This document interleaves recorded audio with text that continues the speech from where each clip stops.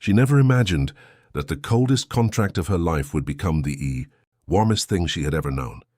Daphne Vane walked into that library with her chin high and her heart sealed, shut, and George, Duke of Ashford, offered her a name instead of love.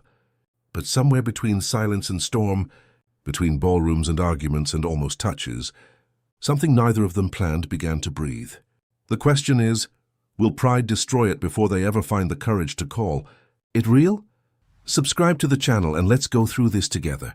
Comment below and tell us where you're listening from. And if you're already curious about what comes next, leave a like. You have no idea what's coming. Chapter 1. The library of Vane Manor had never been a warm room, even in summer, when the gardens outside burned gold and the roses climbed high along the stone.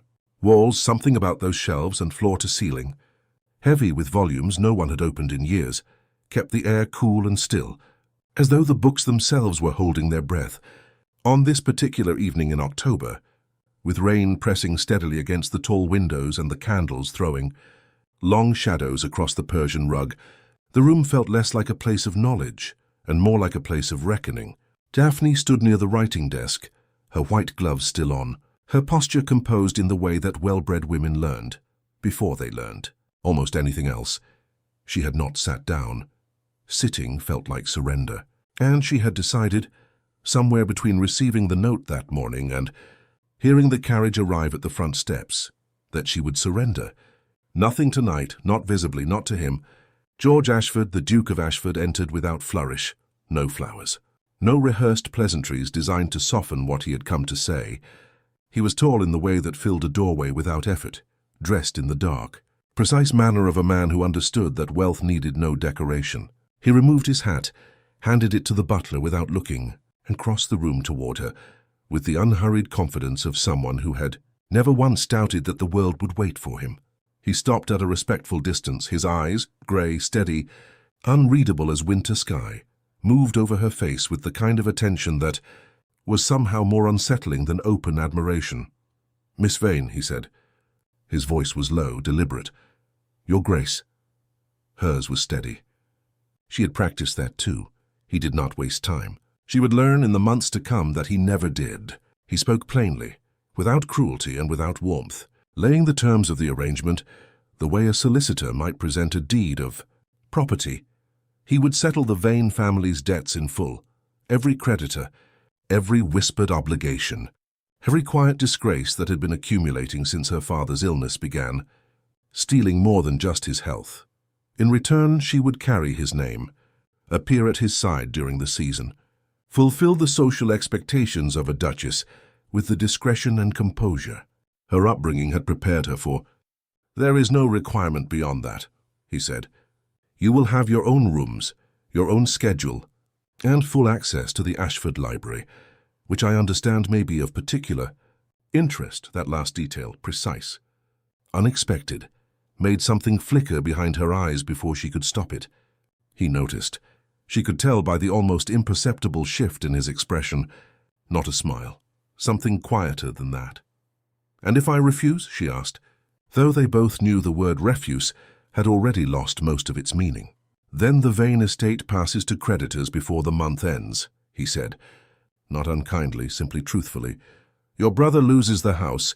Your mother loses everything she has not already lost." The rain intensified.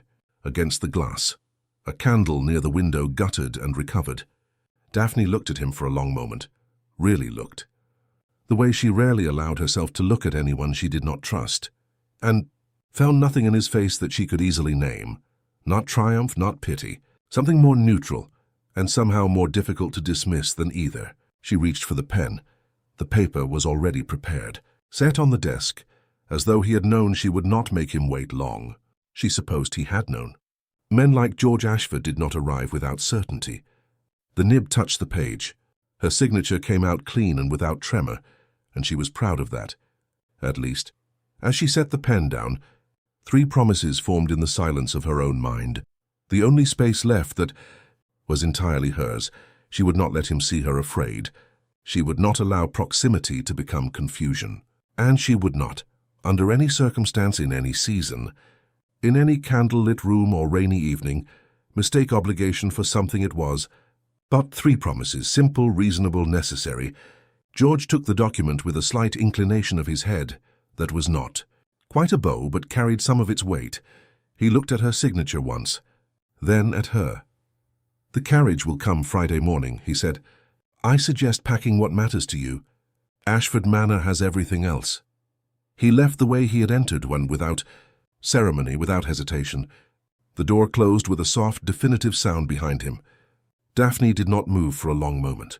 She stood in the cooling air of the library with the rain still talking against, the windows and 3 promises still burning quietly in her chest.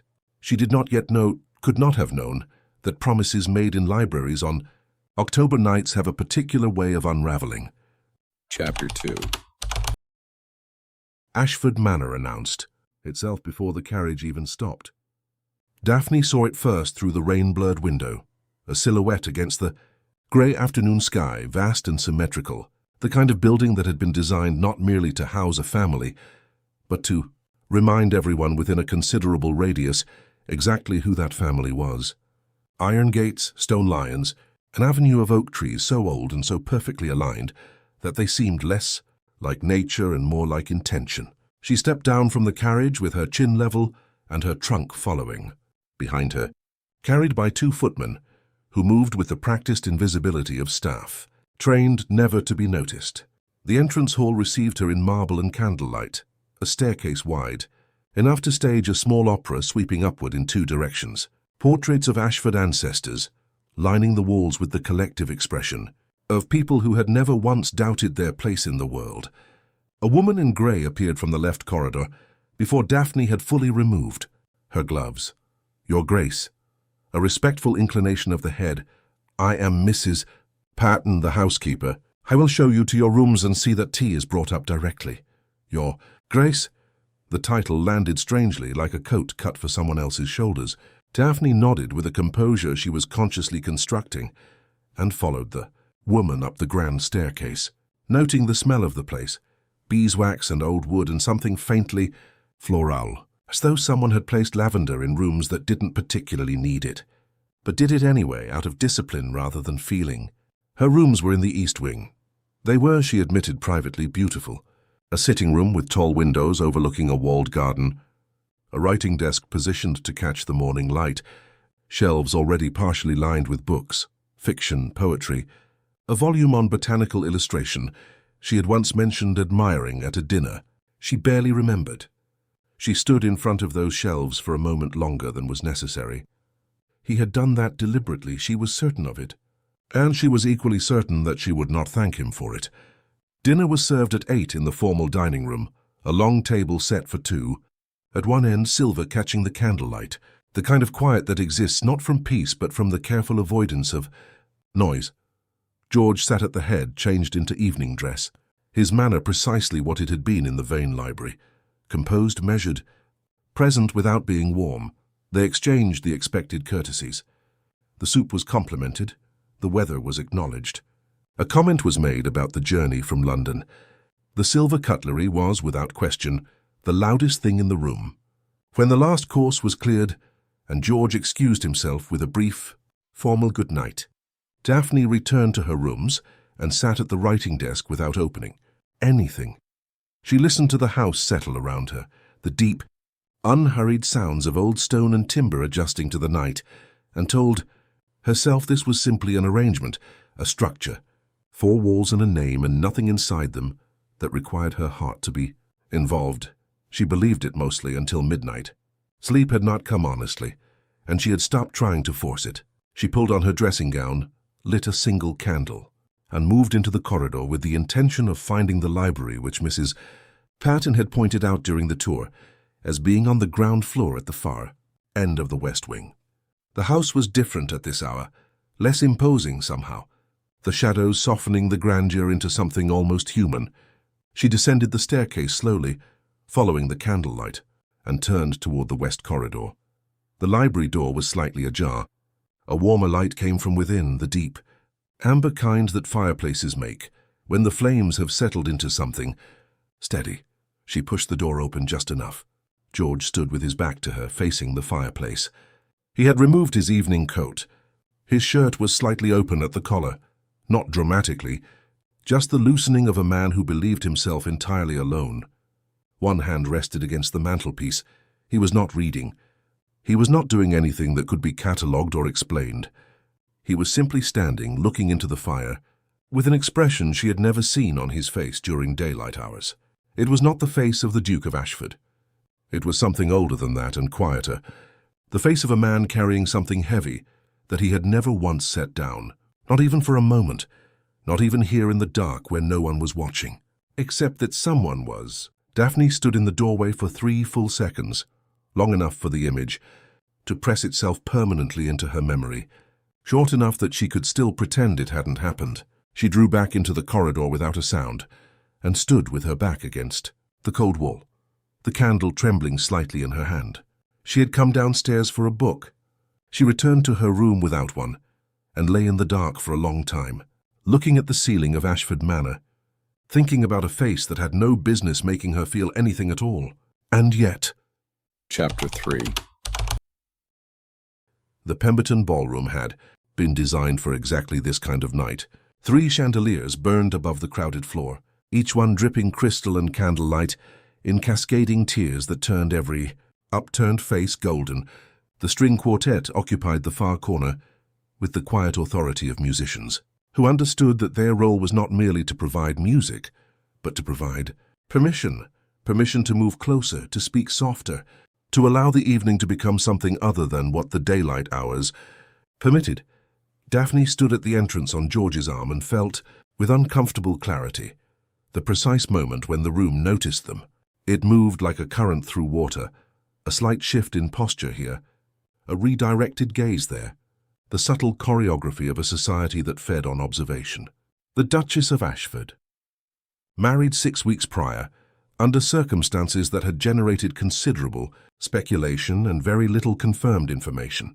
And beside her the Duke himself, whose expression communicated with perfect efficiency that he was aware of every watching eye and entirely unbothered by all of them.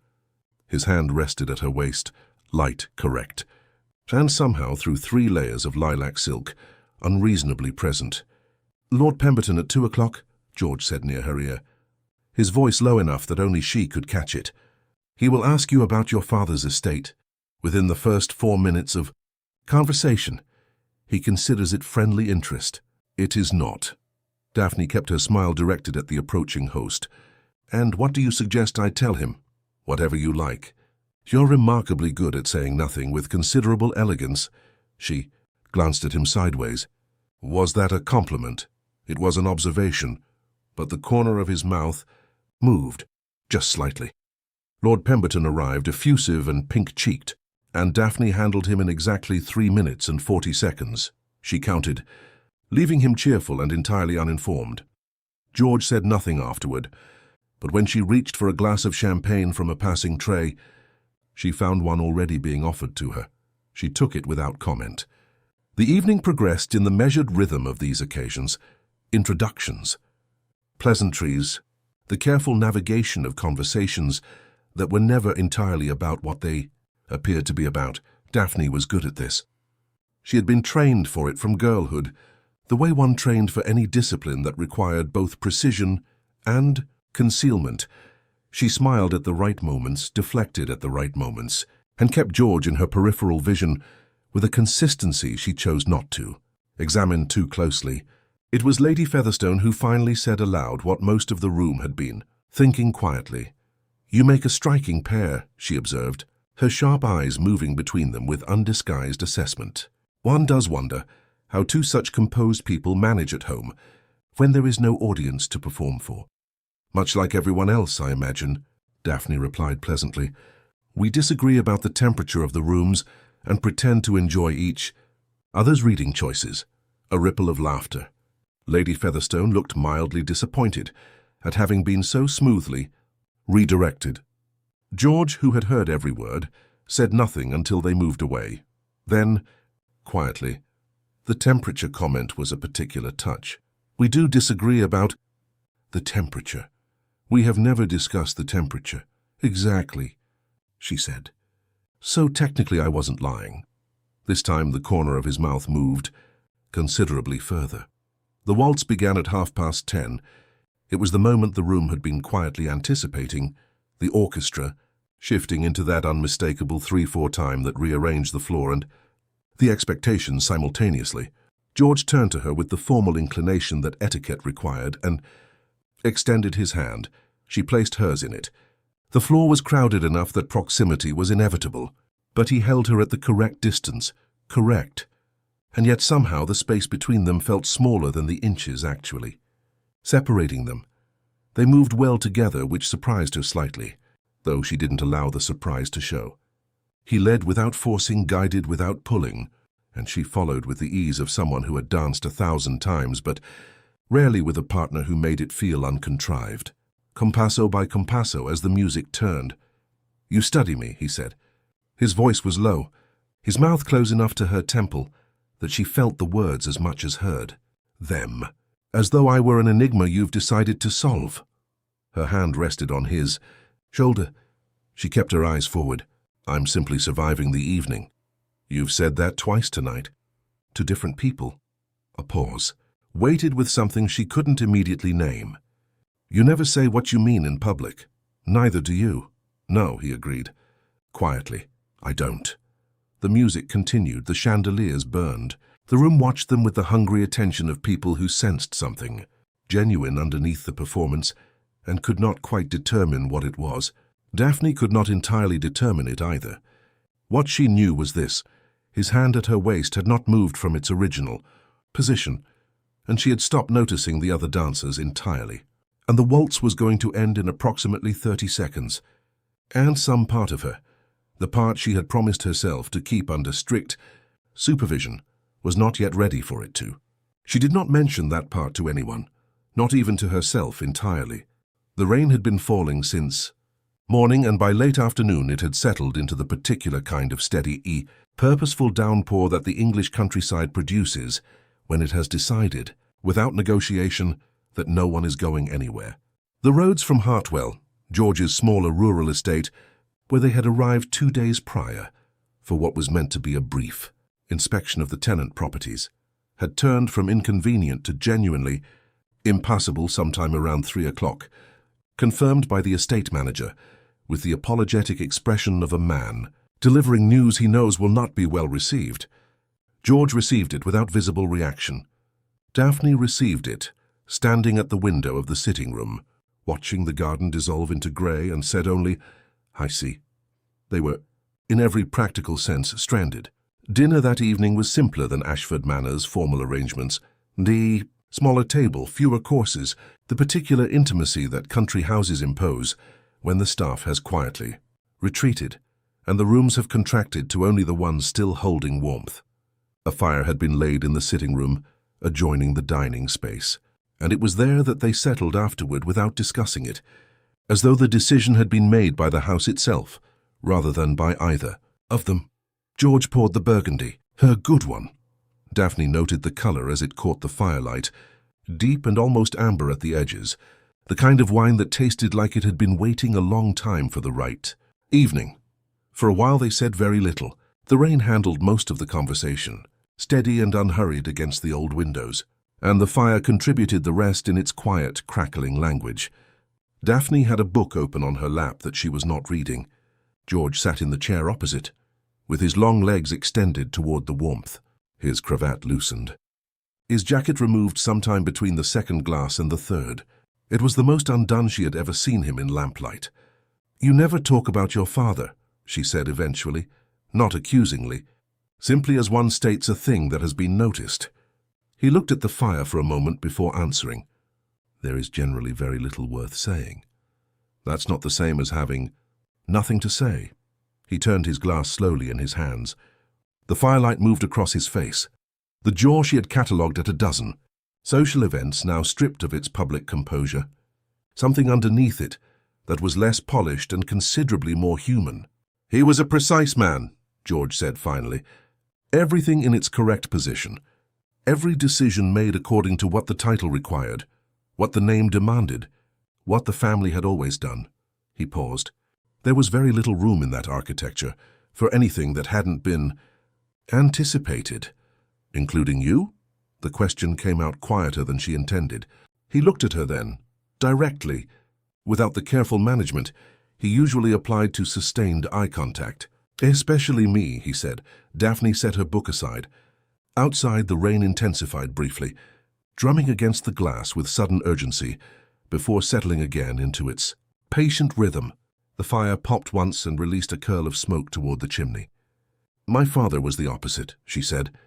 "Warm in every direction, generous past what our situation could support, entirely incapable of saying no to anyone he loved." She smiled, but it carried weight, which is precisely how we arrived at the library that evening. "I know," his voice was careful. "I want you to understand that I did not—" He stopped, reconsidered. "The arrangement was practical, I do not pretend otherwise. But I am aware that practical is not the same as kind." She looked at him, steadily. "No, it isn't. I'm not particularly practiced at kind," he said. It was not self-pity. It was simply the even delivery of a man reporting observable fact about, himself. "I had noticed," she said. Something shifted in his expression. Not quite amusement, not quite discomfort, but something in the narrow territory between them that she was beginning to recognize as uniquely his. The expression he produced when she said something unexpected that he couldn't immediately file away into a category. "You disagree with me," he said, consistently, without apparent concern for whether I find it irritating. "Do you find it irritating?" He considered this with what appeared to be genuine attention. "No," he said, and there was something in the word that made it sound like a discovery rather than a concession. "That is the strange part." Daphne reached for her wine. The fire had burned lower, filling the room with that deep amber glow that softens everything it touches. Furniture, faces, the careful distances people maintain between themselves during daylight hours. "You look different here," she said, "away from London." Away from all of it. Different how? She thought about the figure she had seen through the library door at midnight, standing before the fire with the face of a man who had never once been allowed to put something down. She did not say that. Instead, she said, simply less like a duke. George was quiet for a long moment. The rain pressed softly against the windows. The last of the wood shifted in the grate. "Is that a problem?" he asked. She met his eyes across the firelit space between their chairs. That space, which had, over the course of one burgundy evening, become considerably less than it had been at dinner. "I haven't decided yet," she said honestly, and the rain kept falling, indifferent and patient, as though it too was waiting to find out. Ashford Manor felt different upon their return. Daphne noticed it the moment she stepped through the entrance hall, and the familiar marble and candlelight received her. Something had shifted, almost imperceptibly, in the way the house held them both. The corridors seemed narrower than she remembered. The rooms, which had struck her as vast and impersonal during her first week, had acquired corners and details that felt quietly familiar now. The writing desk with its morning light, the particular creak of the third step on the east staircase, the way the kitchen garden smelled just after rain, clean and dark and alive. She had not intended to learn this house, and yet here she was 3 weeks into October, knowing it the way you know a piece of music you never meant to memorize. What she had not anticipated, what she was only beginning to acknowledge in the careful privacy of her own thoughts, was that she was learning its occupant with the same involuntary precision. It happened in small ways. The way George took his coffee standing, never sitting, as though sitting at breakfast implied a leisure he hadn't yet permitted himself. The specific silence he produced when he was thinking, different from his public silence, less controlled, more textured. The books he left on the corner of the library table, history, mathematics, the occasional volume of philosophy that he marked with folded corners rather than proper bookmarks, which she found privately inconsistent with his otherwise meticulous nature. He was learning her too. She had become certain of it. The evidence was quiet but consistent. The window seat in the east sitting room had acquired a small additional cushion. At some point in the past week, the angle she preferred when the afternoon light came through. Her preferred tea appeared on the tray each afternoon without being requested. A new volume on botanical illustration had appeared on the library shelf beside, the one he had placed there before her arrival, this one covering species native to the Ashford grounds specifically. He never mentioned any of it, neither did she. It was this unspoken accumulation, this parallel noticing that both of them were conducting without acknowledgement, that made the evening of the 15th feel inevitable, in the way that certain moments always feel inevitable once they have already happened. The garden in late October held its beauty differently than it had in summer. The roses were at their final stage, deep, overblown, the kind of fullness that exists just before the cold takes everything. The sky at 5:30 was the color of cooling embers, amber bleeding into rose, bleeding into the first pale suggestion of dusk. And Daphne had gone out with no particular intention other than to be outside. Before the dark arrived, she heard him on the gravel path before she saw him, the measured, unhurried footfall she had learned to distinguish from the sound of the house, settling or the staff moving through the lower corridors. He appeared around the turn of the yew hedge with his coat on and no hat, which she had come to understand was his equivalent of informality. "I didn't know you were out here," he said. "I didn't know you were either," she replied. Neither of them suggested that the other should leave. They walked without discussing it, falling into step along the central path that led toward the marble fountain at the garden's heart, a classical figure pouring water from a vessel that had long since been turned off for the season, the basin still and leaf scattered. The last roses lined the path on both sides, their heavy heads nodding slightly in the evening air. Daphne was speaking. Something about the botanical illustration volume, the accuracy of the drawings, the particular challenge of rendering texture in black ink. When it happened, they had drawn close together on the narrow path, the yew hedges pressing the space between them, and as they reached the fountain's edge, her hand swung naturally at her side, and his fingers were simply there in the same space, at the same moment. The touch lasted perhaps 2 seconds, the back of her fingers against the back of his. Not a grasp, not an intentional reach, simply contact, unhurried and unplanned. In the cooling evening air beside a dry fountain, neither of them moved away immediately. The silence that followed was different from all the practiced silences they had, constructed over weeks of careful coexistence. This one had weight and texture. This one was aware of itself. Daphne looked at the still water in the fountain basin. A single amber leaf floated on its surface, perfectly motionless. "The illustration in Chapter 4 is inaccurate," she said finally. Her voice came out even. She was proud of that. "The stem proportions on the late season rose are wrong. Whoever modeled it must have used an earlier bloom." George looked at the fountain also. "I'll write a strongly worded letter to the publisher." She laughed, and briefly. Genuinely. The kind of laugh that escapes before you've decided to allow it. She felt rather than saw him turn his head toward her at the sound. The sky had deepened to the color of bruised plums above the garden wall. The last roses moved in a breath of wind that carried the first cold suggestion of the winter still weeks away. Somewhere in the upper branches of the oak near the wall, a bird called once and went quiet. Daphne looked at her own hand. Then ahead, at the path leading back to the house, she began walking. He fell into step beside her. Their hands did not touch again. But the distance between them, she noticed with a clarity she couldn't dismiss, was slightly less than it had been on the way out. It began as most significant things do, with something small. Daphne had discovered it by accident. A letter on the study desk, left open in the particular careless way of a man who had not expected anyone to pass through that room at that hour, a correspondence between George and Lord Harwick regarding the Vane family's former property in Somerset, the small cottage that her mother had retained. After everything else was settled, the one piece of ground that still carried her father's name on the deed. The letter outlined an arrangement, a quiet transfer, a practical consolidation of adjacent land parcels that would, in the clean language of legal documentation too, remove the last thing her mother had left.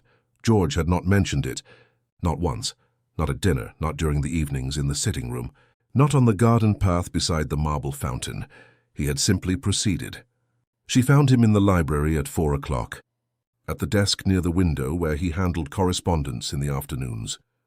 The grey light of a November sky filled the room without warmth.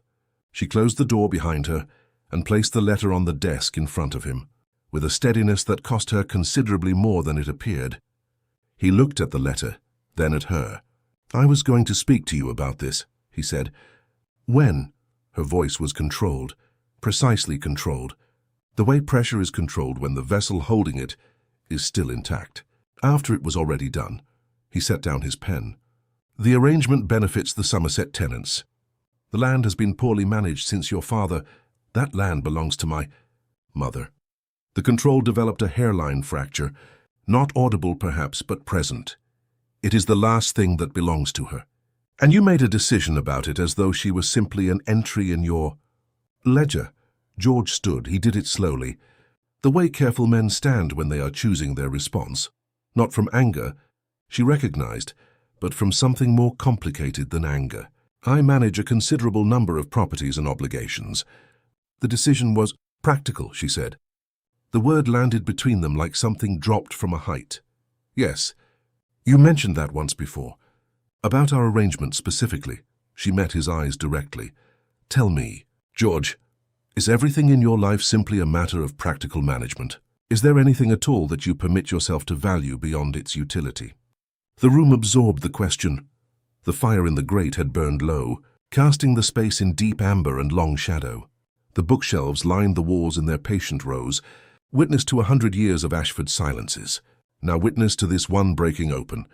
Something moved across his expression, not the controlled blankness she had come to expect, but something underneath it, briefly exposed, like stone beneath a stripped surface. "You act as though I am your adversary," he said.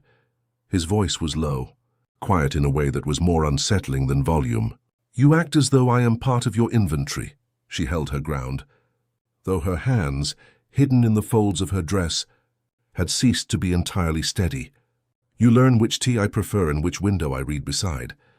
And then you make decisions about my family's property without a single word. Do you understand how those two things feel together?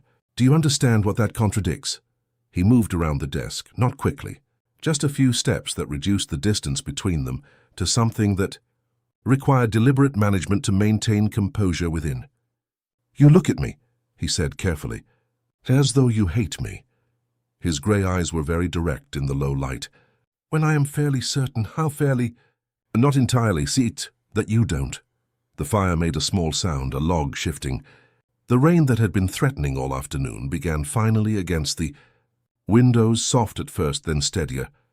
"What I feel," Daphne said, her voice dropping to something that was no longer controlled, so much as simply, "honest is beside the point. The point is that you had no right." "You're correct," he said, and the simplicity of it, immediate, unhedged, no qualification attached, stopped her entirely. She had prepared for defense, for the measured explanation that justified the decision by its outcomes, for the Duke's voice that made everything sound like settled policy. She had not prepared for that. "I had no right," he repeated. "I will write to Harwick today. The Somerset property remains with your mother, with whatever arrangement she prefers regarding the management." He held her gaze.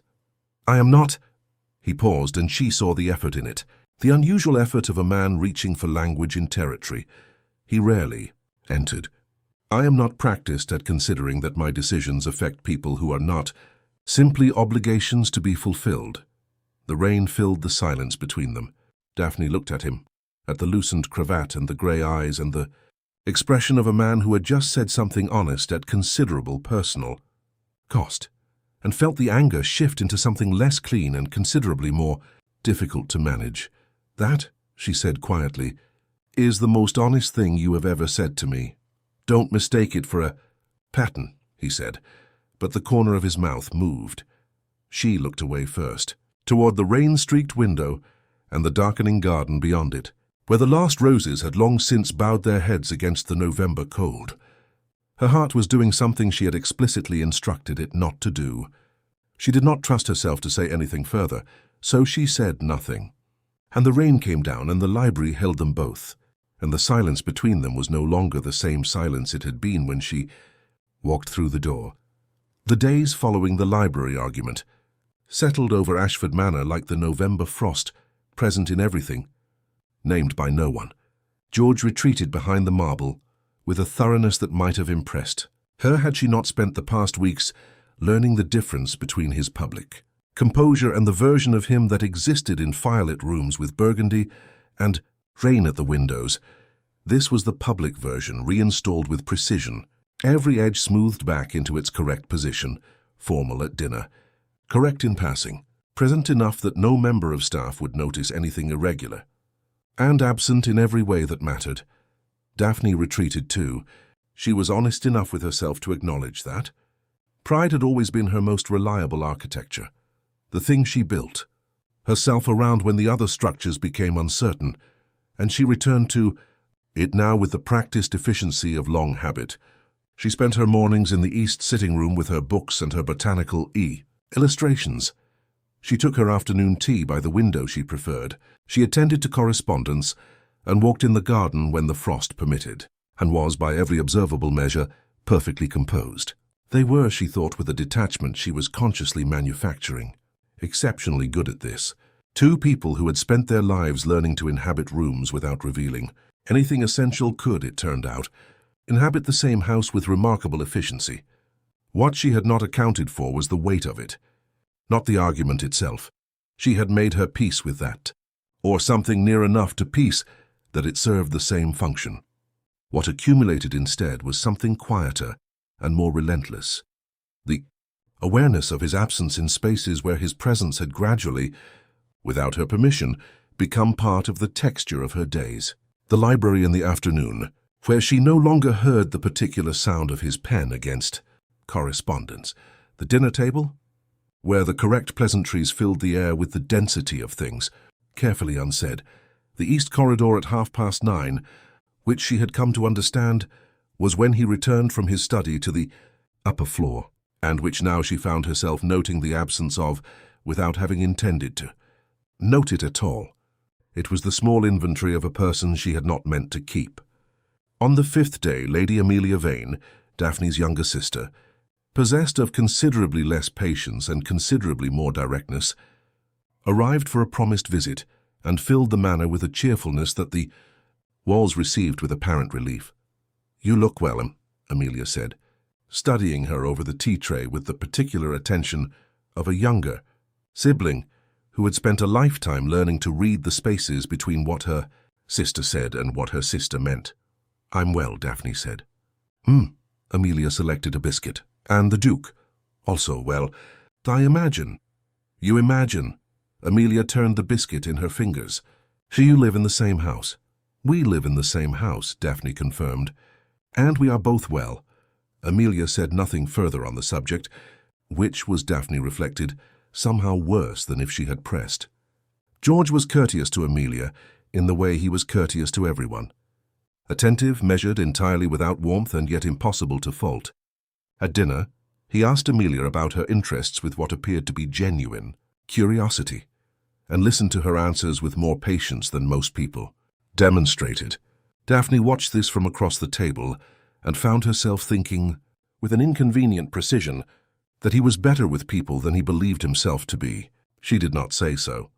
On the morning of the 7th day, she came downstairs at 8:30 to find the entrance hall busy with the quiet, organized activity of departure, luggage being carried, the traveling carriage being brought around to the front steps, George in his coat and hat, exchanging brief instructions with the estate manager. He was going to London, business, Mrs. Patton had mentioned the previous evening. That required his presence for several days at least. He crossed the hall toward the door and paused when he reached the bottom of the staircase where she stood. He looked at her, she looked at him. The entrance hall continued its activity around them with professional unawareness. "I expect to return by Thursday," he said. "I see," she said. "Safe travels." He held her gaze for a moment, just a moment, but long enough for something to move through it that neither of them addressed. Laraki and then inclined his head and walked through the door and down the stone steps to the waiting carriage. She stood at the window of the east sitting room and watched the carriage move down the oak-lined avenue and turn at the gate and disappear. The absence arrived immediately. Not gradually, not over the course of the morning, immediately, like a pressure change, like the particular quality of a room, when something that was in it is no longer in it and the air has not yet adjusted.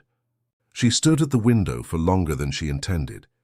It was not his presence she had valued, she told herself with the firm, clear logic of a woman who had made 3 promises in a candlelit library and intended to keep them. But her hand was resting against the cold glass of the window, and the Oak Avenue was empty, and the argument she was constructing in her own defense had developed, somewhere in the past 7 days, a significant structural weakness. She was not fighting him anymore. She understood that now, with the kind of clarity that arrives too late to be useful and too honest to be dismissed. She was fighting herself, and for the first time since October, standing in the pale November light of a window overlooking an empty avenue, she was no longer entirely certain she was winning. The Ashbourne soiree was the kind of evening that London society produced with reliable precision in the darker months. Gathering too intimate to be called a ball, too deliberate to be called casual, held in a townhouse on Grosvenor Square, whose music room had been designed specifically for exactly this kind of studied informality. 40 guests, perhaps. A pianist and a cellist positioned near the tall windows, candlelight that had been arranged to suggest warmth rather than simply provide it. George had returned from London on Wednesday, 1 day earlier than anticipated. He had said nothing remarkable about it. Neither had Daphne. But she had noticed. And noticing had cost her something she was still in the process of calculating. They arrived at the Ashbourne house together, as expected, and separated with the natural ease of 2 people who had developed, over 8 weeks of coexistence, an instinct for the geometry of public appearances. Daphne moved toward Lady Ashbourne and the cluster of women near the fireplace. George was claimed almost immediately by a group of men whose conversation involved Parliament and land reform and the various things that men of consequence discussed at gatherings like this one. She was aware of him without watching him. This was a skill she had apparently developed without noticing, some peripheral attentiveness that tracked his position in a room the way you track weather, not by staring at the sky but by feeling the pressure change. The music was Schubert, played with restraint and considerable feeling by the pianist, a young woman who understood the difference between performing and communicating. Daphne stood near the back of the room during the first piece and let the music do what good music does, reach past the careful arrangements of the evening into something less managed. It was during the interval between pieces, when the guests redistributed themselves through the room in the soft shuffle of resumed conversation, that she became aware he was looking for her. Not obviously. George Ashford did nothing obviously. But she caught it, the particular way his eyes moved through the room before settling anywhere else. The slight adjustment of his attention when they found her across the candle-lit space. It lasted only a moment. Then he was back in his conversation, composed and present, as though nothing had happened. But it had happened, and she carried it with her through the second piece, through the supper interval, through the careful navigation of 3 separate conversations she could not, afterward, entirely reconstruct. Lady Ashbourne, with the instinct of a woman who had hosted enough gatherings to read their undercurrents, directed Daphne upstairs during supper, with a mention of the gallery on the first floor, a collection of portraits and landscapes recently acquired that she thought Daphne might find interesting. It was a genuine suggestion, offered without subtext, and Daphne accepted it partly out of authentic interest and partly out of a need to be briefly somewhere quieter than the crowded music room below.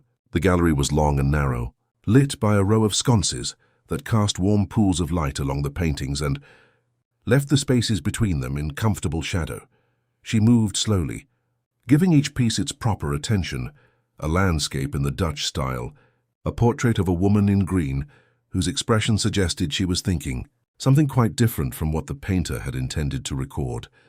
She heard the footstep on the staircase and knew it before she turned around. George appeared at the gallery entrance, glanced briefly back toward the noise of supper below, and then walked toward her with the particular unhurried quality that meant he had made a decision. They stood side by side before a large landscape, rolling hills, a pale sky, the suggestion of water in the distance, with the sounds of the party below, them reduced to something muffled and irrelevant. "I owe you something," he said. His voice was low, calibrated to the intimacy of the space. She waited. "In the library," he said. "The argument." He paused, and she recognized the pause, the one he produced when he was choosing language. Carefully, not to obscure but to be accurate. I was wrong, not only about the Somerset property. I was wrong in how I have managed, another pause, shorter this time, in how I have failed to consider that this arrangement involves a person rather than simply a position. Daphne kept her eyes on the landscape. The painted hills held their shape with admirable patience. "You said that already," she said quietly. "In the library. You said you had no right." "I said the correct thing in the library," he said. "I am saying something different now." He turned his head toward her. She felt it without looking. "I noticed your absence in the rooms during the days before London." A brief silence. "I noticed it as something that mattered, not simply as something that registered." The cellist downstairs began a new piece, something slow and searching, filling the house with its careful inquiry. Daphne turned to look at him. His eyes, in the warm light of the gallery sconces, were less grey than she usually saw them. Something in the candlelight reached, an undertone she hadn't previously had occasion to observe. He looked at her with the expression she had catalogued from the library doorway. At midnight weeks ago, the one he never wore during daylight hours, the one that was older than the title and considerably more honest. She did not speak. There were no words that felt equal to the moment.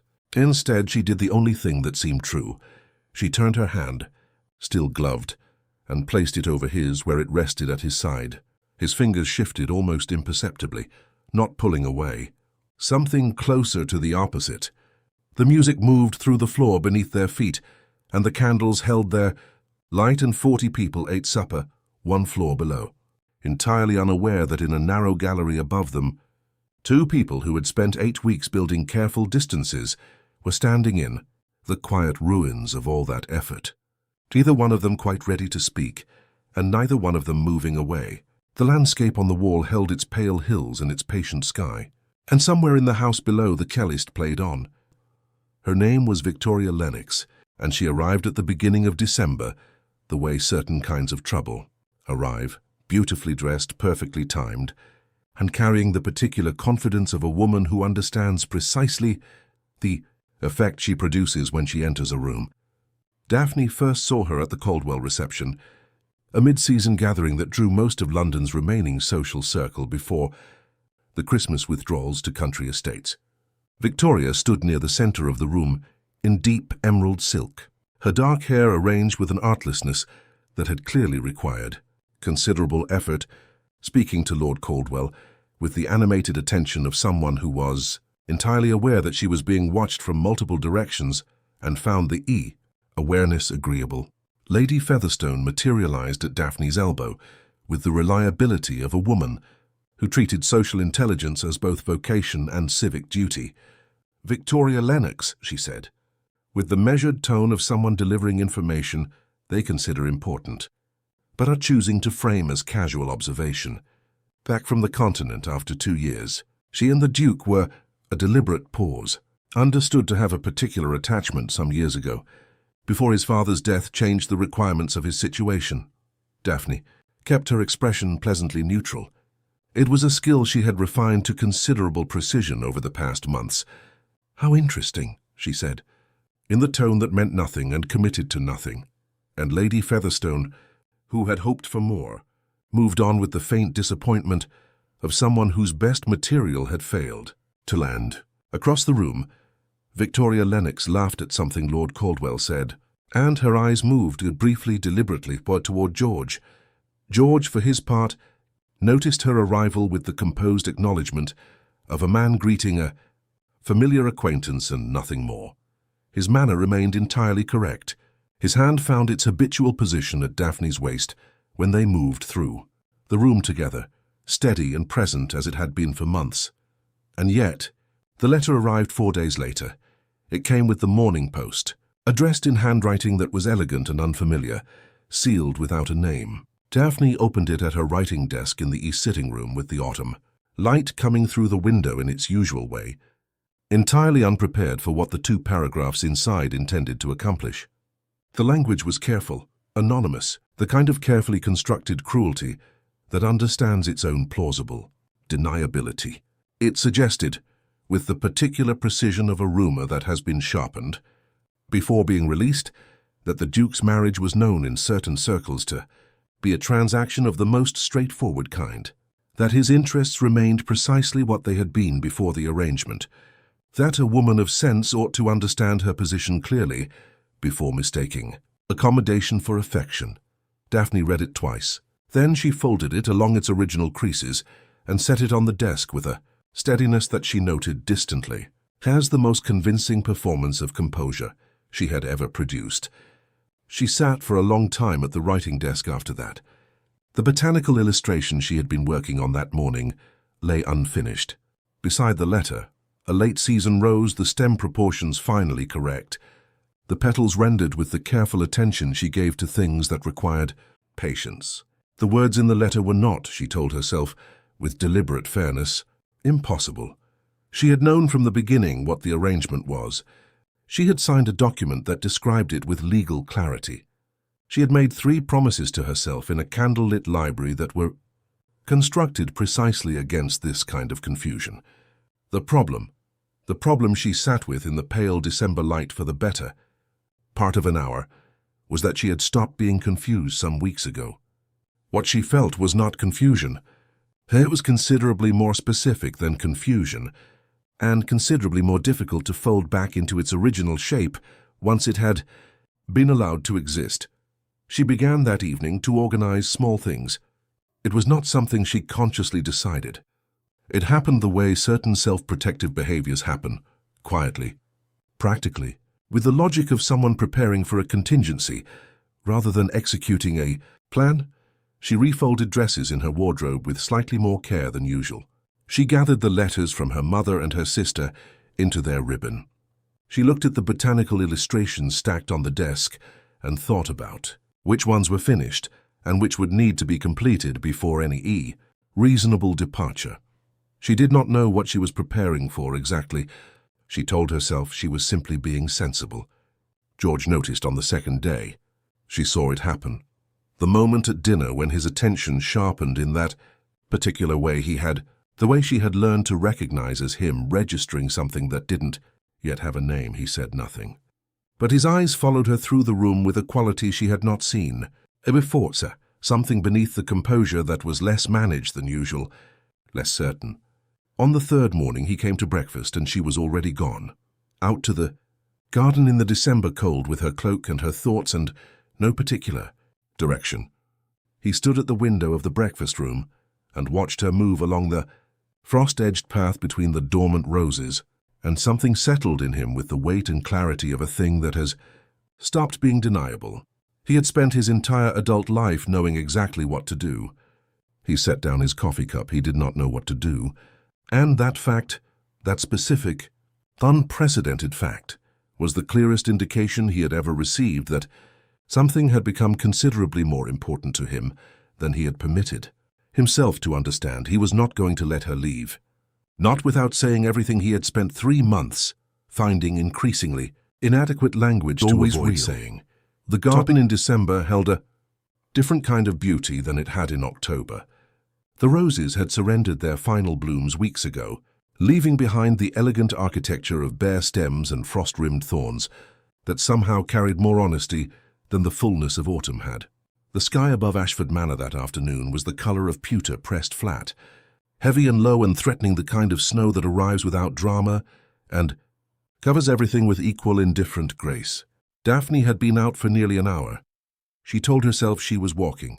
What she was doing, with more accuracy, was trying to find the version of herself that had existed before a particular November evening in a gallery on Grosvenor Square, before a dry fountain in an October garden, before a fire in a country house with burgundy and rain, and a man who had spoken about his father with a voice she had never heard him use before or since. The version of herself who had signed a document with steady hands and 3 clear promises and no particular concern about keeping them.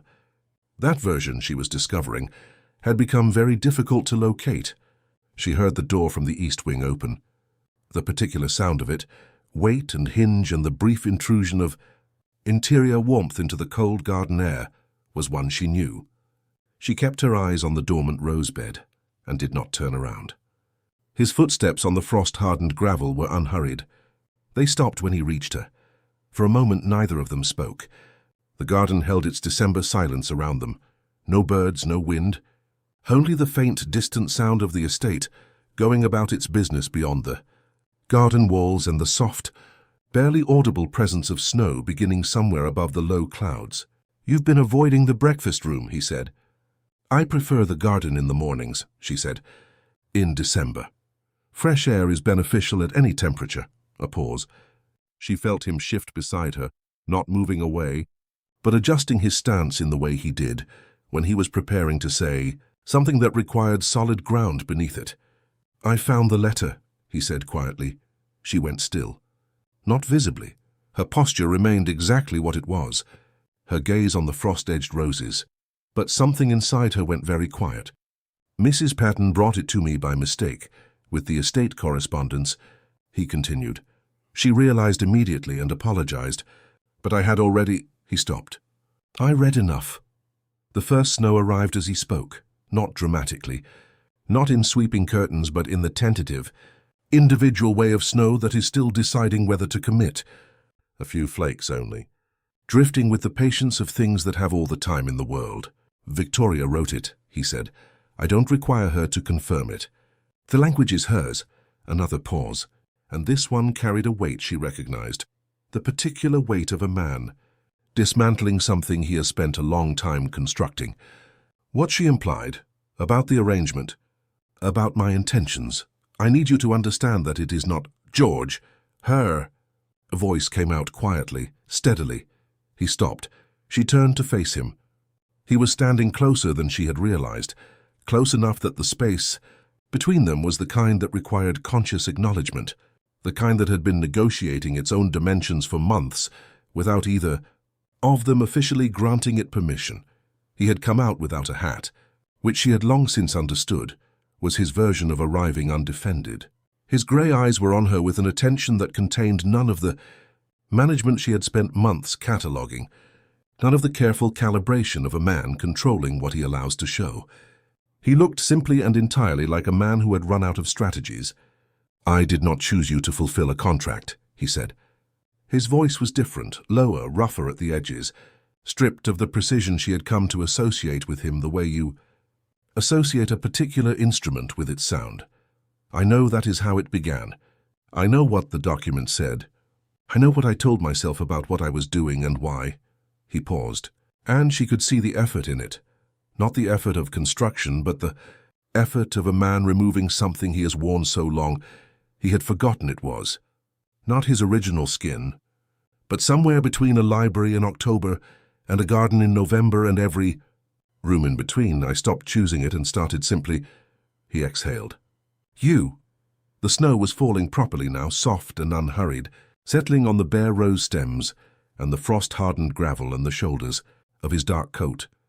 Daphne felt the three promises dissolve, not dramatically, not with the force of something breaking, with the quiet, inevitable grace of snow covering the last evidence of a boundary that had stopped making sense. "You chose me," she said, "before you knew you were choosing." Something moved across his face. Recognition, perhaps, or the particular relief of a truth that has finally been said in the right words by the right person. "Yes," he said, simply, entirely. She looked at him, at the grey eyes and the snow collecting on his shoulders, and the expression of a man who had arrived in a cold garden without armor or a strategy or anything except the intention of telling the truth, and felt something settle in her chest with the warmth and weight of something permanently, irrevocably home. She stepped forward. He met her halfway.